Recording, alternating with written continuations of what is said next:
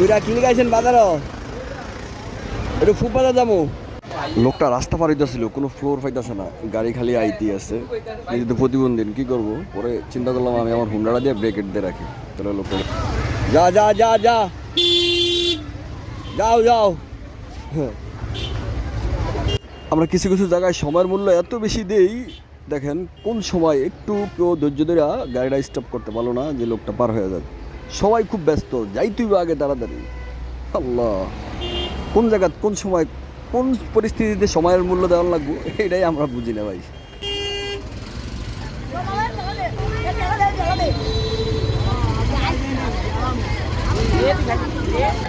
এই বুড়া এই বুড়া এই বুড়া এই